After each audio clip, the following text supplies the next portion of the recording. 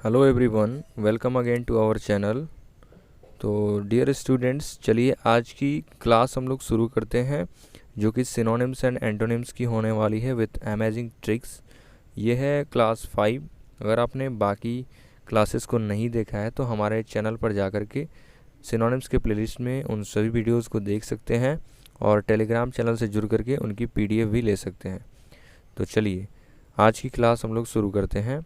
देखिए, सबसे पहला वर्ड आपके सामने लिखा गया है सेलिबेसी, और सेलिबेसी का अर्थ पहले जान लेते हैं। देखिए, सेलिबेसी को हम कहेंगे इस तरह से कि सेलिब्रेट, सेली को कहेंगे सेलिब्रेट और एसी को कहेंगे ऐसे ही, मतलब ऐसे ही। तो एक ऐसा आदमी था जिसकी शादी नहीं हुई थी, तो शादी नहीं हुई थी तो इसलिए वह ऐसे ही सेलिब्रेट करता रहता था। यानी कि मान लीजिए कोई भी हम लोग फेस्टिवल मनाते हैं तो हम सेलिब्रेट करते हैं, लेकिन वो एक ऐसा आदमी था कि जो मस्त रहता था, मस्त मगन, सिंगल था, उसकी शादी नहीं हुई थी, अविवाहित था, तो वो ऐसे ही सेलिब्रेट करते रहता था। तो इस तरह से आप याद रखेंगे सेलिब्रेसी का अर्थ क्या हो गया, अविवाहित। और इसके सिनोनिम्स की बात करें तो सिनोनिम्स होंगे इसके बैचलरहुड, वर्जिनिटी एंड मेडनहुड। और इसके एंटोनिम्स हो जाएंगे मैट्रिमोनी, इंगेजमेंट और वेडलक। मैरिड भी लिख सकते हैं इसके एंटोनिम्स। तो मैंने क्या बताया कि एक ऐसा आदमी था, वो ऐसे ही सेलिब्रेशन करते रहता था। क्यों करता था? क्योंकि उसकी शादी नहीं हुई थी, वो हमेशा खुश रहता था। नेक्स्ट क्वेश्चन नंबर 2 देखिए, लिखा गया है केयरएस। तो देखिए, केयरएस को आप याद रखेंगे केयर से, जो आपको केयर करता है, यानी कि जो आपकी देखभाल करता है, आप उसको क्या करते हो, गले मिलते हो, यानी कि उसको गले से लगाते हो। चाहे वो आपके पेरेंट्स ही क्यों ना हो, या आपका भाई या आपकी बहन, यानी कि आप उनको गले लगाते हो। क्यों? क्योंकि वो आपकी देखभाल करते हैं, आपकी केयर करते हैं। तो केयरस का मतलब क्या हो गया, गले लगाना। और इसके सिनोनिम हो जाएंगे हग, स्ट्रोक एंड फॉन्डली। और एंटोनिम्स हो जाएंगे मोलेस्ट, प्रोवोक, एनवाय। एंटोनिम्स यहाँ पर प्रोवोक, एनवाय का अर्थ क्या होता है, किसी को तंग करना या उसे उकसाना। ओके, नेक्स्ट क्वेश्चन नंबर 3 देखिए, लिखा गया है चोक। और सिनोनिम चोक, पहले देखिए इसका मीनिंग क्या होता है। चोक का अर्थ होता है गला घोटना या किसी का गला दबा करके मार डालना। तो चोक को आप कैसे याद रखेंगे? चोक को आप याद रखेंगे कि अगर आप कहीं पर अनजान शहर में जाते हैं और वहाँ पर आप किराए पर रूम लेते हैं, और जैसे ही आप रूम में रात को एंटर होते हैं तो आप देखते हैं कि उस घर में एक व्यक्ति को गला दबा करके हत्या कर दी गई है। तो चोक मतलब चौंक जाना। आप उस गला दबाकर मारे गए व्यक्ति को देख करके चौंक जाएंगे। तो चोक का अर्थ क्या होगा यहाँ पर, गला दबाकर हत्या, यानी कि गला दबाकर हत्या किए जाने के कारण आप चौंक जाएंगे। तो सिनोनिम्स हो जाएंगे इसके स्ट्रैंगल, थ्रोटल एंड स्मोथर। क्या याद करेंगे? चोक यानी कि चौंक जाएंगे, गला दबाकर हत्या की गई थी। एंटोनिम्स हो जाएंगे इसके ऑक्सीजनेट, वेंटिलेट और फ्रेशन। इन सभी का अर्थ क्या होता है, किसी को फ्री कर देना, ऑक्सीजन देना, वेंटिलेट करना या फ्रेशन करना।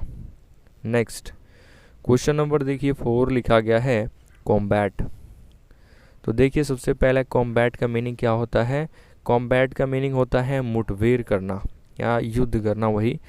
तो कॉम्बैट को याद रखेंगे। कॉम्बैट यूनिफॉर्म आप जानते हैं कि जो सोल्जर्स होते हैं उन्हें कॉम्बैट यूनिफॉर्म दिया जाता है। कॉम्बैट यूनिफॉर्म क्यों दिया जाता है? प्रैक्टिस करने के लिए, यानी कि युद्ध की तैयारी के लिए। तो इससे याद रखेंगे युद्ध करना, मुठभेड़ करना, कॉम्बैट का मीनिंग हो गया। सिनोनिम्स क्या होंगे इसके, कॉन्फ्लिक्ट, स्ट्रगल एंड ब्रॉल। और एंटोनिम्स होंगे इसके कॉन्कॉर्ड, एग्रीमेंट या एमिटी। नेक्स्ट क्वेश्चन नंबर देखिए 5, इसमें है ब्लेंड। तो देखिए, ब्लेंड का अर्थ क्या होता है। ब्लेंड का अर्थ होता है मिलाना, मिक्स करना। तो ब्लेंड को आप याद कैसे रखेंगे? मान लीजिए कि कोई यहाँ पर ब्लेड है, ब्लेड। तो ब्लेड से जब आप शेविंग करते हैं, शेविंग करने के लिए जो शेविंग पाउच होता है उससे आप क्या करते हैं, आईने के सामने बैठ करके आप पूरे अपने फेस पर वहाँ शेविंग पाउच को मिला लेते हैं अच्छे से चारों तरफ। तो ऐसे याद रखेंगे कि ब्लेड से शेविंग करने से पहले आप शेविंग पाउच को लेकर के पूरा फेस पर मिला लेते हैं।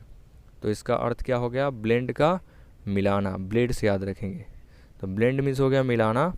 तो इसके सिनोनिम्स की बात करेंगे तो सिनोनिम्स होते हैं इसके अमलगमेट, मर्ज और मिंगल। और एंटोनिम्स क्या होते हैं? एंटोनिम्स होते हैं सेवर, डिसइंटीग्रेट और डिस्कनेक्ट। इसका एंटोनिम जो दिया गया है इसका अर्थ होता है अलग करना। नेक्स्ट क्वेश्चन नंबर 6, इसमें लिखा गया है इवेशन।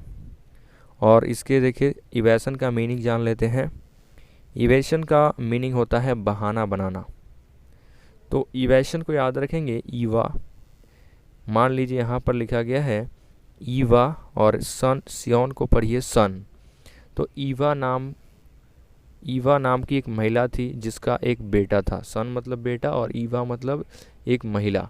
ईवा नाम की एक महिला थी जिसका एक बेटा था। वो पढ़ना नहीं चाहता था। जब भी उसे एजुकेशन की बात की जाती, पढ़ाई लिखाई की बात की जाती, तो वो कोई ना कोई बहाना बना देता था। तो ईवा का बेटा कैसा था? बहाने बनाने वाला। तो इवेशन का अर्थ होता है बहाना बनाना। और इसके सिनोनिम्स होते हैं एक्सक्यूज, आर्टिफिस और क्विबल। और एंटोनिम्स होते हैं डिफेंस, रिप्लाई या रेस्पॉन्स। डिफेंस, रिप्लाई, रेस्पॉन्स का मीनिंग यहाँ पर है जवाब देना या सामना करना। नेक्स्ट देखिए क्वेश्चन नंबर है 7। इसमें लिखा गया है विक्ड। तो देखिए इस विक्ड का मीनिंग क्या होता है? विक्ड को याद रखेंगे वीक पीपल। वीक मतलब कमज़ोर, और कमज़ोर लोगों पर हमेशा दुष्ट लोग शासन करते हैं। ये तो आप जानते ही हैं, क्योंकि जो मजबूत होते हैं, जो ज़्यादा ताकतवर होते हैं लोग, उनसे कोई नहीं भिड़ता है। जो लोग कमज़ोर होते हैं उन्हीं से सब लोग लड़ाई करते हैं या उन पर हुकूमत चलाते हैं। तो यहाँ पर विक्ड का याद रखेंगे कि विक्ड का अर्थ होता है दुष्ट। ठीक है, विक्ड का अर्थ क्या हो गया? दुष्ट। तो इसको याद रखेंगे कि जो लोग कमज़ोर होते हैं उन्हीं पर दुष्ट लोग हुकूमत चलाते हैं। तो सिनोनिम्स हो जाएगा इसके इमोरल, डिसोल्यूट एंड विशियस। और एंटोनिम्स क्या हो जाएंगे? Virtuous, ethical and innocent. Okay, next देखिए क्वेश्चन नंबर 8। इसमें लिखा गया है अटरली। तो अटरली को कैसे याद रखेंगे? अटरली को याद रखिए उतरली। यानी कि मान लीजिए कोई शराबी है तो वो रात को शराब पी करके सो जाता है। तो रात को नशे में होने के कारण वो जल्दी सो जाएगा। फिर सुबह जब उठेगा तो कोई व्यक्ति उससे पूछता है कि क्या रात को जो तूने पी थी क्या वो उतर ली? यानी कि जो तूने रात को पी थी क्या वो अभी उसका नशा उतर गया? ऐसे याद रखिए, अटरली मतलब उतर ली, और उतर ली यानी कि जो पूरा नशा होता है, पूरा का पूरा नशा उतर गया। तो अटरली का अर्थ होगा है पूर्णतया, यानी कि पूर्ण रूप से। तो सिनोनिम्स हो जाते हैं इसके कंप्लीटली, होली या एंटायरली। इनका भी अर्थ होता है पूरी तरह से, पूर्ण रूप से। और एंटोनिम्स होते हैं डिफिशिएंट, इनकम्प्लीट या पार्शियल, यानी कि आंशिक रूप से। ओके, नेक्स्ट क्वेश्चन नंबर 9 है देखिए ट्रिवियल। तो सबसे पहले जान लीजिए कि ट्रिवियल का अर्थ क्या होता है। ट्रिवियल का अर्थ होता है अनइम्पॉर्टेंट, अमहत्वपूर्ण या तुच्छ। तो इसको कैसे याद रखेंगे? ट्रिवियल को याद रखिए टीवी और सीरियल। ट्रिवियल को याद कैसे रखेंगे? टीवी और सीरियल। तो जो बहुत सी महिलाएं होती हैं जो टीवी में हमेशा सीरियल देखते रहती हैं, और सीरियल में सभी वही बेकार की चीज़ें दिखाई जाती हैं, ड्रामा वगैरह, झगड़ा। तो ये सभी क्या हैं? ये अनइम्पॉर्टेंट थिंग्स हैं जिसको वो लोग देखते हैं हमेशा, घरों में देख कर के टीवी में हमेशा सीरियल देखते रहते हैं। तो ट्रिवियल का मतलब क्या हो गया? अनइम्पॉर्टेंट, अमहत्वपूर्ण। तो सिनोनिम्स होंगे इसके ट्रिपलिंग, इनसिग्निफिकेंट एंड अनइम्पॉर्टेंट। और एंटोनिम्स क्या हो जाएंगे? महत्वपूर्ण या आवश्यक। तो एंटोनिम्स हो जाएंगे इसके इम्पॉर्टेंट, इसेंशियल और सिग्निफिकेंट। नेक्स्ट देखिए क्वेश्चन नंबर 10 सरकास्टिक। तो सरकास्टिक का मीनिंग जानिए। सरकास्टिक का मीनिंग ऐसे याद रखिए, सर्कस में जो सर्कस दिखाने वाले लोग होते हैं वो लोगों को हंसाने के लिए या उनका दिल लुभाने के लिए वो लोग क्या करते हैं, कोई भी चीज़ वो लोग कर देते हैं। यानी कि वो लोग चाहे वो काम गलत हो या सही हो तो वो सब कुछ वो कर देते हैं। तो मान लो कि किसी में सर्कस वाले ने कोई गलत काम किया, तो गलत काम करने के कारण उसे लोग उसकी बुराई करने लगे, आलोचना करने लगे। तो सरकास्टिक का अर्थ यही होता है आलोचनात्मक या तुच्छ, यानी कि ऐसा काम जो कि बहुत बुरा हो, आलोचनात्मक हो। तो सरकास्टिक यानी कि सर्कस वाले व्यक्ति ने ऐसा काम किया कि लोग उसकी बुराई करने लगे। तो आलोचनात्मक इसका मीनिंग होता है। सिनोनिम्स होते हैं डेरिसिव और आयरोनिकल, सार्डोनिक। और एंटोनिम्स क्या होते हैं, एंटोनिम्स होते हैं प्रशंसक, जैसे कॉर्टियस, कॉम्प्लेसेंट, ग्रेसियस। प्रीज वर्थी भी इसका सिनोनिम हो सकता है। सो फ्रेंड्स, आज की क्लास आपको कैसी लगी हमें कमेंट करके बताइए। और अगर आपको क्लास अच्छी लगे तो वीडियो को ज़्यादा से ज़्यादा शेयर कीजिए। और अगर आपने चैनल को अभी तक सब्सक्राइब नहीं किया है तो सब्सक्राइब कर दीजिए, वीडियो को भी लाइक कीजिए और सारे क्वेश्चंस को नोटबुक में लाइन बाय लाइन नोट कीजिए विथ ट्रिक्स, जिससे कि आप एग्ज़ाम तक इन सभी वर्ड्स को अपने माइंड में कंप्लीटली याद रख सकें। तो मिलते हैं जल्द ही नेक्स्ट वीडियो में। जय हिंद।